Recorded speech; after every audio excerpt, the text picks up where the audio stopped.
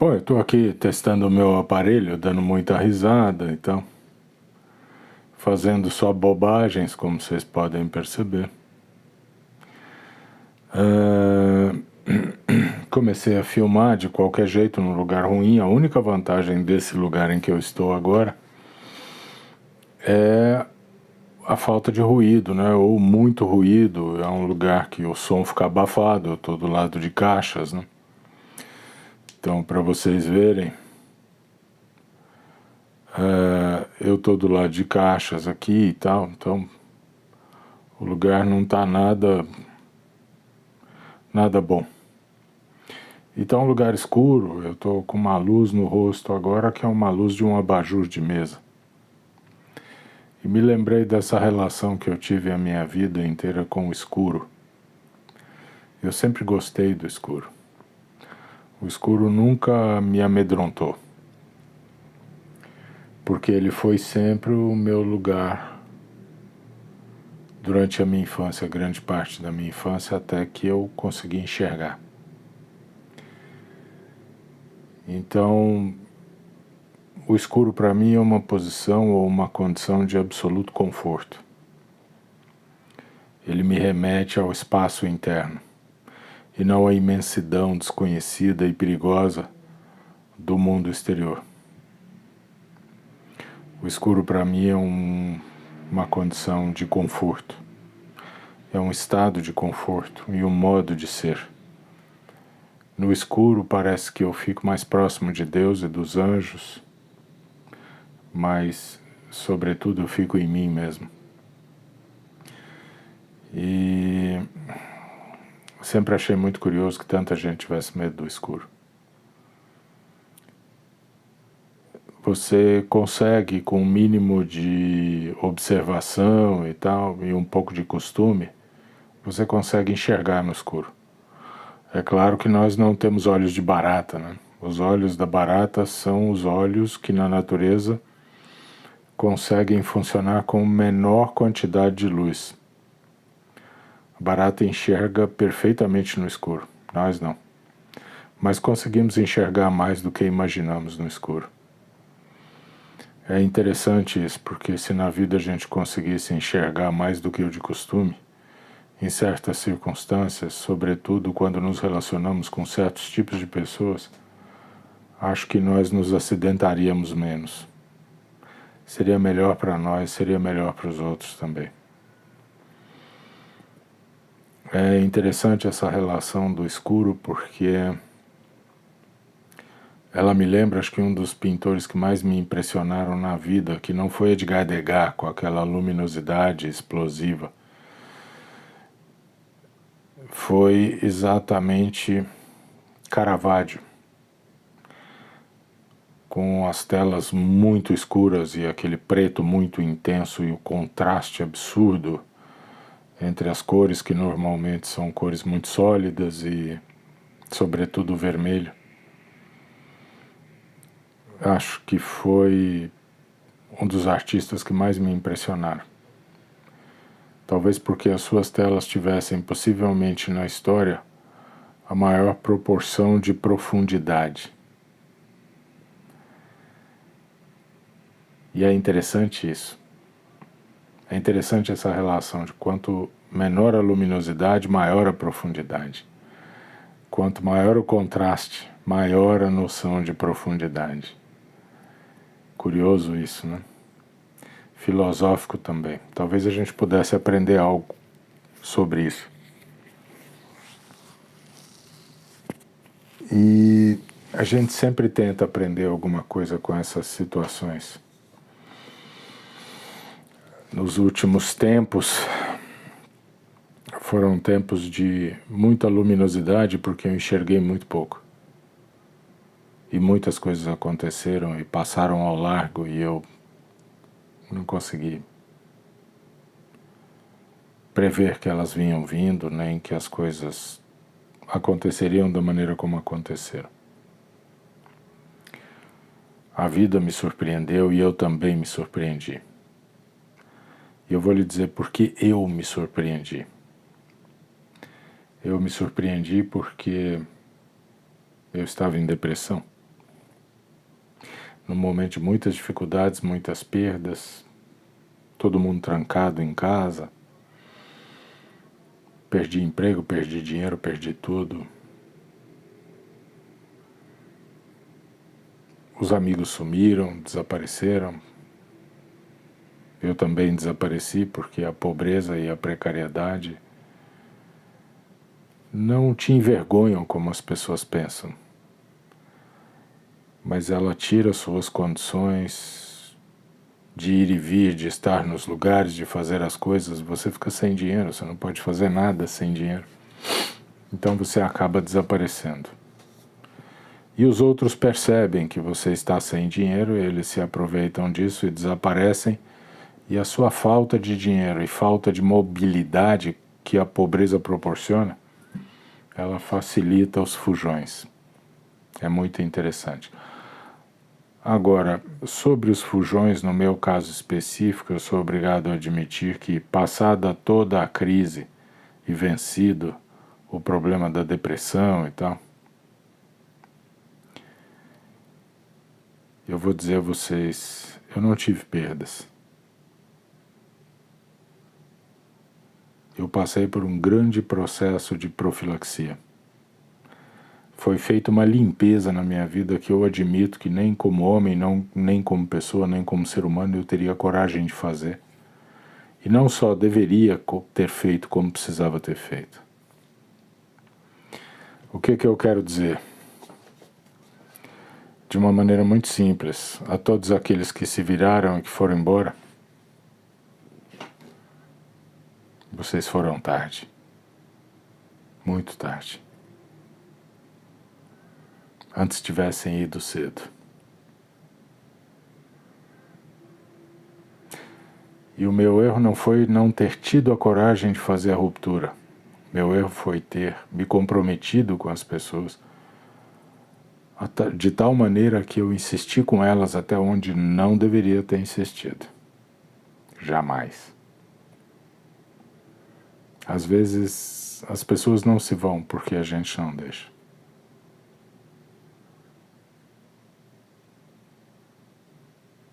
Às vezes não há movimento porque não há liberdade. Sobretudo a nossa de viver como nós queremos e do modo que nos convém. Sobretudo a nossa de dizer as imposições daqueles que são tão pobres e por isso mesmo se põem a impor o que não sabem, não conhecem, não entendem para quem tem muito mais e entende muito mais. Quem quer que tenha estado na minha vida vai saber do que eu estou falando. Mas nós estamos passando por momentos muito difíceis e que são momentos cujas dificuldades são politicamente causadas e o impacto sobre nós e sobre as nossas vidas só está ocorrendo por força da cultura. Nós não estamos sofrendo. Nós estamos vivendo personagens errados que estão sendo incutidos no filme das nossas vidas e nós estamos aceitando como telespectadores passivos. Só isso. O que eu estou dizendo a você? Simplesmente uma coisa muito rápida e muito breve. Se você está triste, está chateado, se você perdeu tudo, se você está no chão, se você está acabado, se nada disso diz respeito a você, se você não sabe para onde ir, se você não sabe o que fazer, se não tem a quem recorrer, nem recursos para lançar mão, dos quais lançar mão,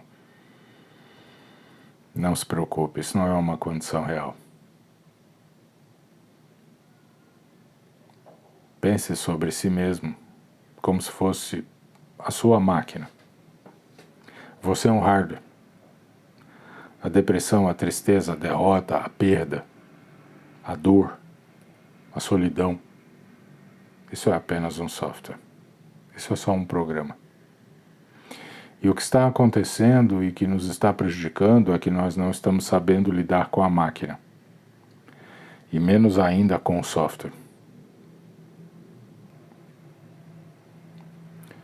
Você está triste, se sentindo derrotado, perdeu tudo. A gente costuma apostar a vida da gente em poucas coisas, e quando essas coisas se perdem, parece que nós não temos mais por que viver. Isso tem um nome. Você perde o sentido da vida, porque a gente põe o sentido em coisas que não deveria colocar. E aí essas coisas se perdem e a gente perde o sentido da vida da gente. Mas deixa eu te dizer uma coisa. A vida não tem sentido. O sentido da vida é aquele que nós atribuímos. Mas existe uma maneira de você descobrir o que é mais valioso dentro de você. E que invariavelmente foi dado. É nessa coisa que você deve depositar o sentido da sua vida. Todo o resto, por maior que seja a paixão, o amor, o apego, deve ser secundário. E não há outra coisa a fazer na vida senão se preparar para que estas coisas também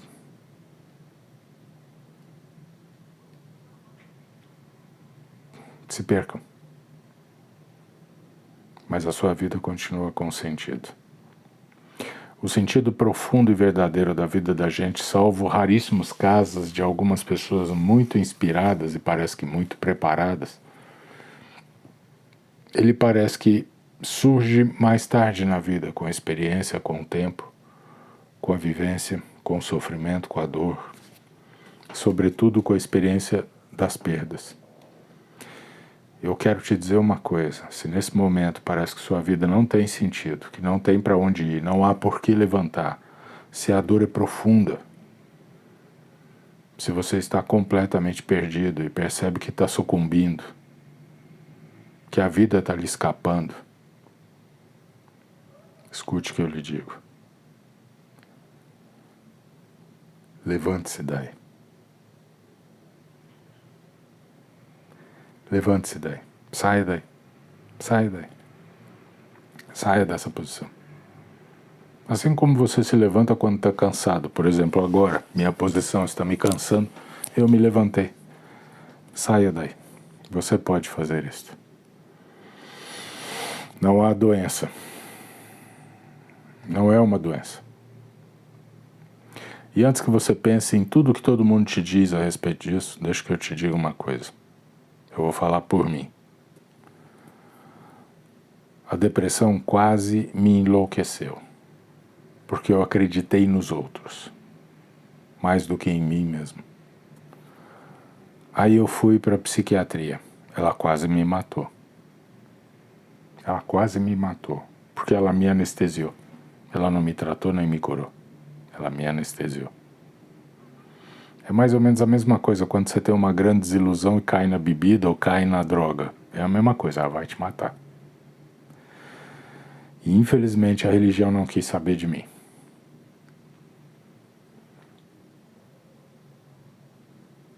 Mas alguém lá em cima quis. E me puxou pela gola da camisa no parapeito da passarela sobre a linha do trem. E me disse: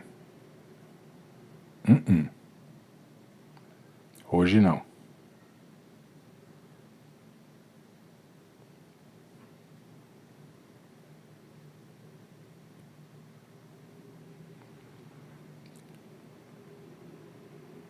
Não é sua hora.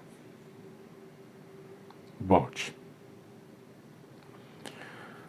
Depois eu tive nada mais, nada menos do que 11 curas.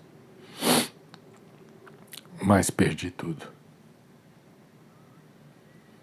Perdi tudo. Até o que me era mais precioso, que era o meu esconderijo, que era a minha casa. E que não era efetivamente minha, era alugada e tudo, mas enfim, perdi tudo. Eu tenho a mais profunda convicção de que este mesmo Salvador não me permitiu ir literalmente para a rua, se bem que eu cheguei a dormir 3 dias na rua para aprender como é que é.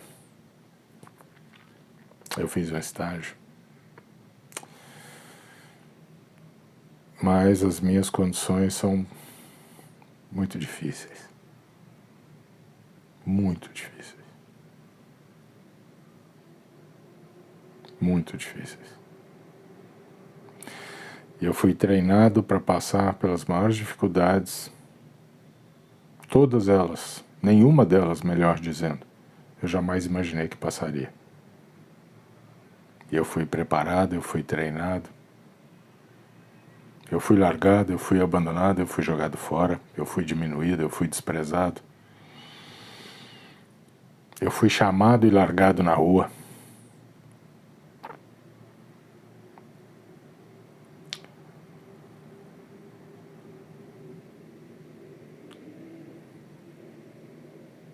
Eu passei fome. Eu vendi coisa na rua. Até um ponto de desmaiar e ser acudido por uma pessoa. E anestesiado pelo remédio,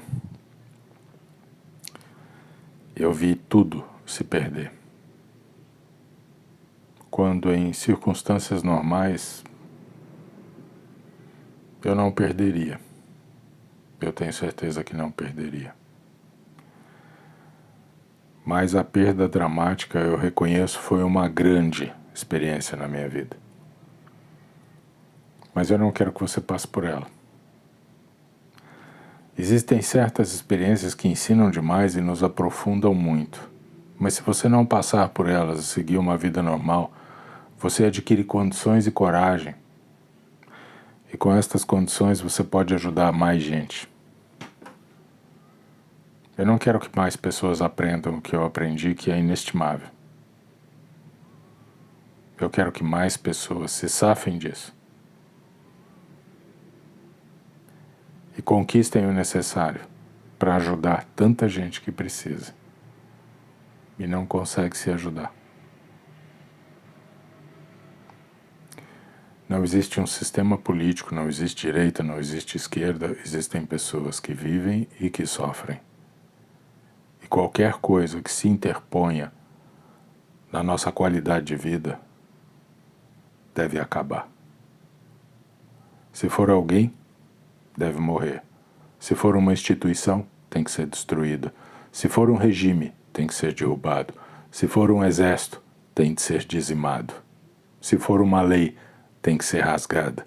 Se for um tribunal, tem que ser queimado. A única coisa que interessa é a alma e o bem-estar humano.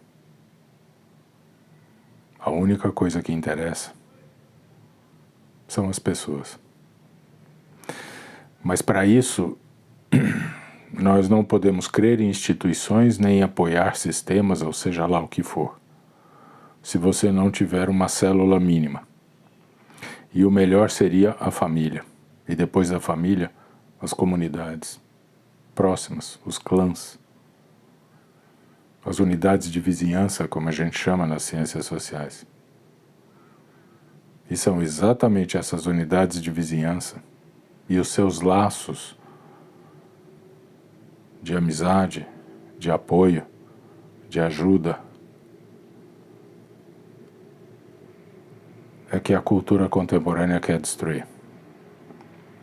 E as pessoas que querem destruir não por dinheiro, porque elas já têm dinheiro, não por poder, porque elas já têm poder. Elas querem destruir por doença. Nós produzimos um tipo de sociedade em que o doente, que é o criminoso, tomou o assento. E os indivíduos de bem estão perdendo tudo, indo parar na rua, morrendo de doença e sofrendo, o que nenhum animal, por pior que seja, merece sofrer. Mas isso não é novidade. Parece que é uma constante na humanidade. Lembre-se de Eclesiastes 10. Há um grande mal que vi debaixo do sol, o erro que procede do governador, o tolo posto em grandes alturas, e os sábios assentados nos lugares baixos. Vi homens a cavalo e príncipes andando a pé sobre a terra. Acontece, porém, que tudo que nós já vivemos tem que ser esquecido. Não pense que esse mundo que você está olhando é o mesmo que você viveu até 5, 6 anos atrás. Aquele mundo acabou.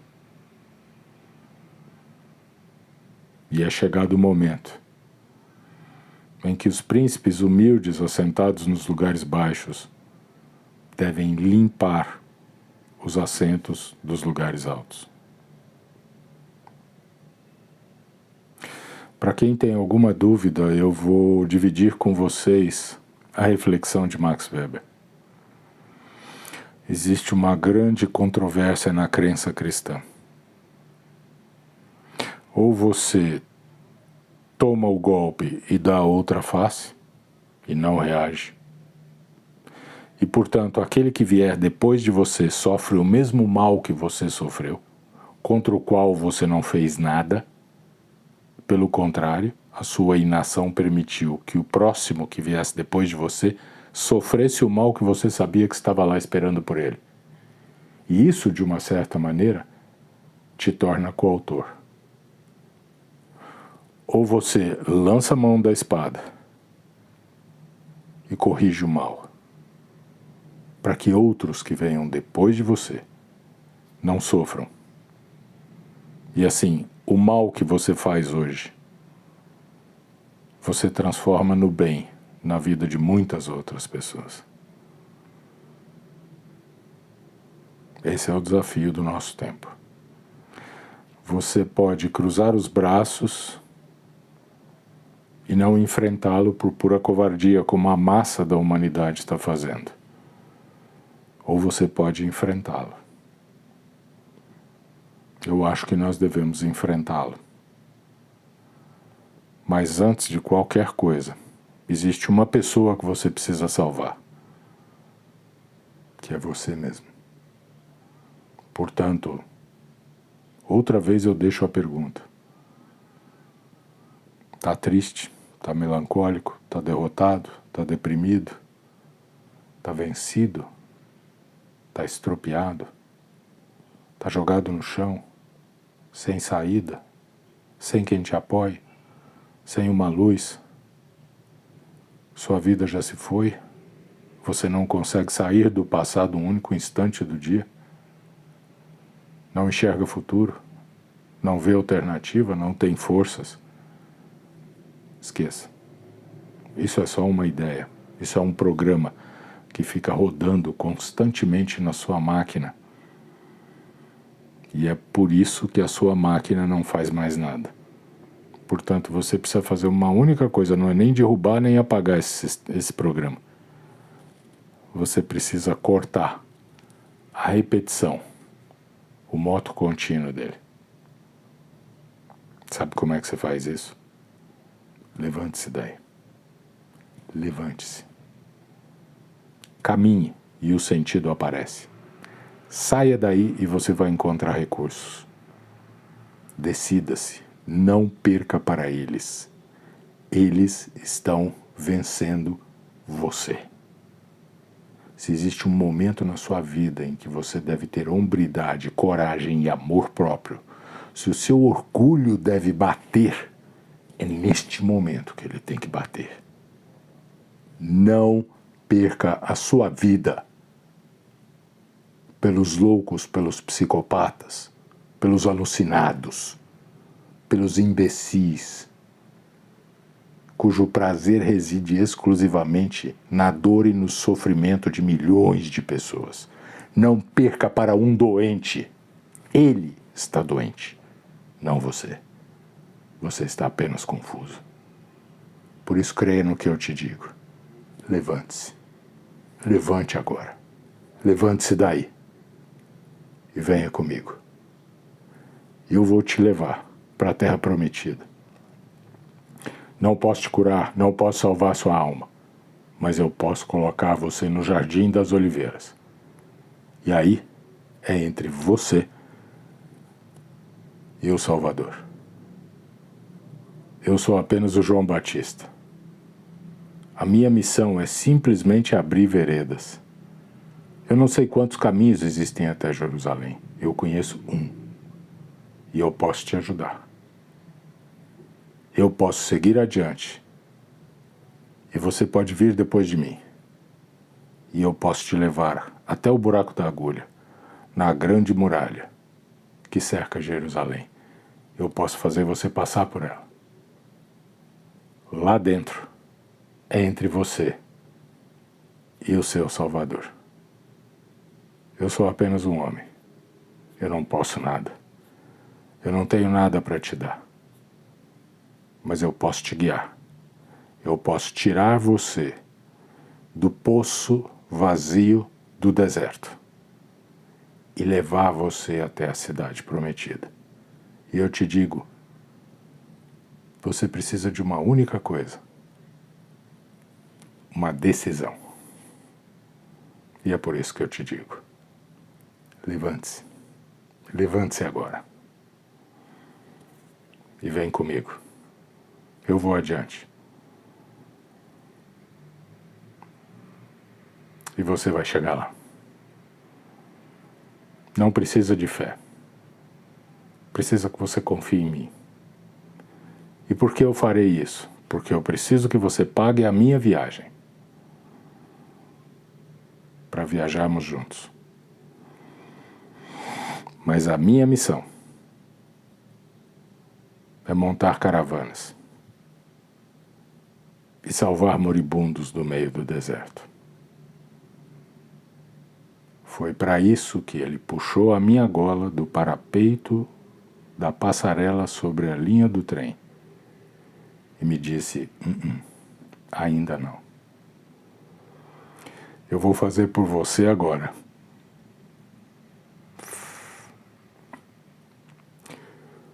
o que você vai fazer pelos outros. E eu estou aqui. Por mim, pela minha missão, pelo que faz e dá à minha vida algum sentido. E por você. Está no escuro? Todos nós estamos. Porque a luz não está fora.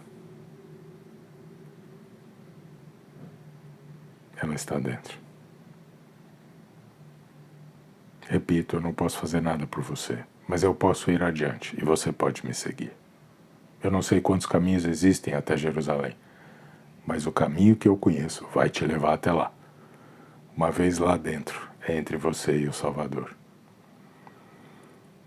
Eu posso te colocar em Jerusalém e posso indicar para você a ladeira que te leva ao Jardim das Oliveiras. No jardim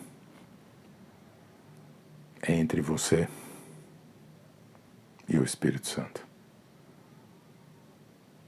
Tomara que ele tenha te chamado. Pense bem. Levante-se daí. Não aceite a sentença dada por outro. Só existe um que pode dizer qual é a sua hora. E este não é nem você. Este é o Salvador.